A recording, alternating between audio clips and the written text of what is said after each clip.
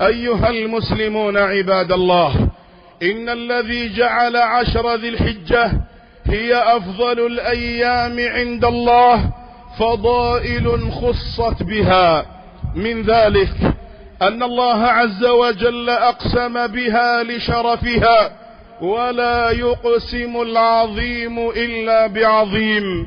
بسم الله الرحمن الرحيم: والفجر وليال عشر والشفع والوتر. نقل الحافظ ابن كثير رحمة الله عليه عن عبد الله بن عباس وعبد الله بن الزبير أنهما قالا: المراد بالعشر هنا 10 ذي الحجة.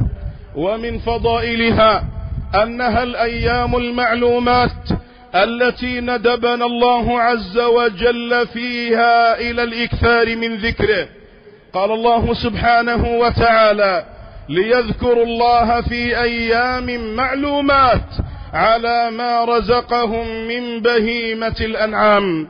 روى الإمام البخاري رحمه الله عن عبد الله بن عباس قال: الأيام المعلومات هي أيام 10 ذي الحجة. ومن فضائلها أنها 10 التي أتم بها موسى ميقات ربه. قال الله عز وجل: وواعدنا موسى 30 ليلة ثم أتممناها ب10 فتم ميقات ربه 40 ليلة.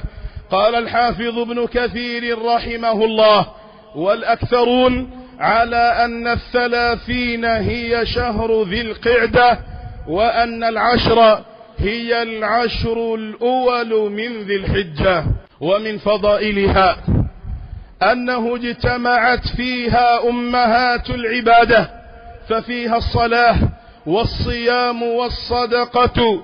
وفي 8 أيامها تبدأ شعائر الحج. قال الحافظ ابن حجر رحمه الله: ولعل الأمر الذي ميز هذه 10 عن سائر أيام الدنيا أنه اجتمع فيها أمهات العبادة من صلاة وصيام وصدقة وحج، ولا يحصل ذلك في غيرها.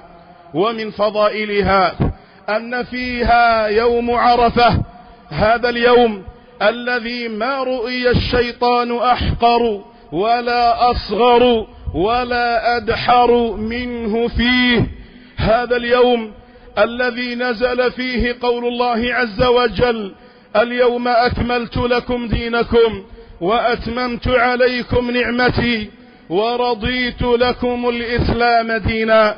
هذا اليوم الذي احتسب النبي صلى الله عليه وسلم على ربه بصيامه تكفير 2 من الذنوب، سنة ماضية وسنة آتية.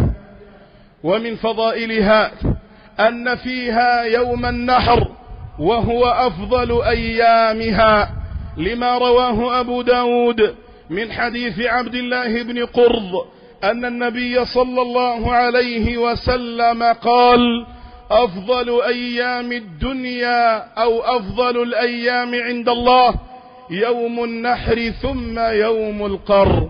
ألا واعلموا أيها الناس أن أعظم فضيلة خصت بها هذه 10 هو أن العمل الصالح فيها محبوب إلى الله ومضاعف الأجر عليه، لما رواه الإمام البخاري من حديث عبد الله بن عباس رضي الله عنهما أن النبي صلى الله عليه وسلم قال: ما من أيام العمل الصالح فيها أحب إلى الله من هذه 10.